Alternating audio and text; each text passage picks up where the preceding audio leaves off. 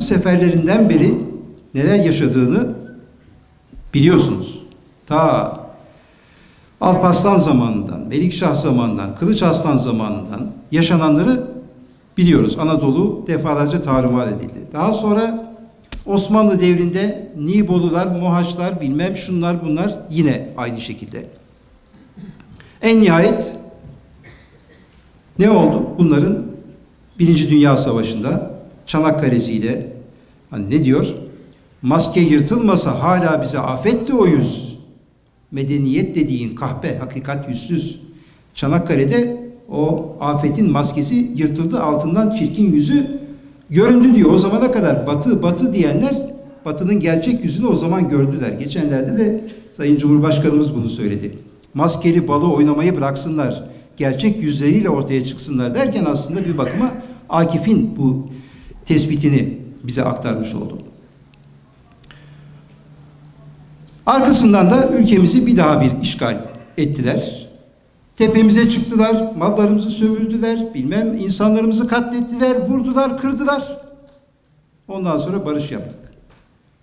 Barış yaptıktan sonra ne yaptık? O Batı'yı tepemize çıkarttık. Bizim rehberimiz Batı'dır dedik. Batı medeniyetine gireceğiz dedik. Onu indirdik, bir de önümüze geçirdik.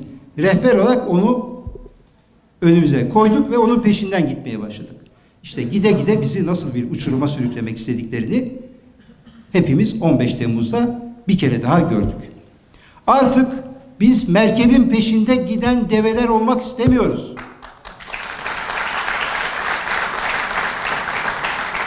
Bizim rehberimiz var, bizim önderimiz var, bizim kitabımız var. Biz yeni doğmuş bir millet değiliz.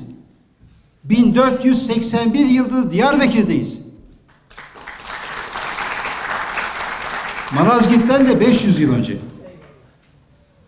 Böyle bir şehirde yaşıyoruz. Urfa'sı öyle, bilmem şurası öyle, burası böyle. Burası öyle. Onun bunun kurtardığı bir yer değil. Burası bu ülkenin mührü, bu ülkenin damgası, bu ülkenin temellerine imzasını atmış bir şehir. Dolayısıyla bizim önümüzde hak rehberimiz var. Bizim eğitim müfredatımızın da kökten tamamen değişmesi lazım. Bu başka türlü bu ülkede bir birlik, bir beraberlik tesis etmek mümkün olmayacaktır. Dolayısıyla da ben çok defalar şu anki Milli Eğitim Bakanımıza yıllar önce, o zaman bakan değildi kendisi,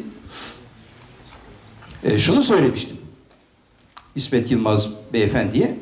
Demiştim ki bakın milli eğitimde bir takım şeyler yapılıyor.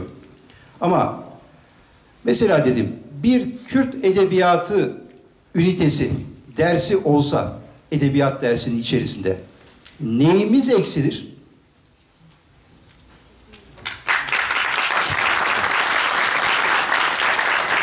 Yani orada Alman edebiyatını okuyoruz çocuklarımıza. İngiliz edebiyatını okutuyoruz. Tam emperyalistlerin edebiyatını okutuyoruz. Fransız edebiyatını okutuyoruz. Yunan edebiyatını okutuyoruz. Ama benim Kürt edebiyatım orada yer almıyor. Ya hangi ülkede yaşıyoruz? Milyonlarca insanın Kürtçe konuştuğu bir ülkede onların dili, edebiyatı yok sayılıyor. Şimdi bu anlayışın da artık değişmesi lazım. Edebiyat derslerimizin içerisinde Yunan edebiyatı kadar, Çin edebiyatı kadar, Rus edebiyatı kadar, hiç değilse o kadar ki bence daha da fazla yer almalı. Bu yer almalı. Tarih dersinde niçin Türkiye'de yaşayan diğer grupların, diğer etnisitelerin tarihi okutulmasın? Sadece Türk tarihi. Türk tarihinin yanında Yunan tarihi okutuyorsun, bilmem şunu okutuyorsun. Bir Yunanlı kadar senin ülkende yaşayan vatandaşın değeri yok mu? Şimdi ama bir zamanlar çark böyle kurulmuş. Bu çark kolay kolay kırılmıyor gördüğünüz gibi. Ama bunu kıracağız inşallah.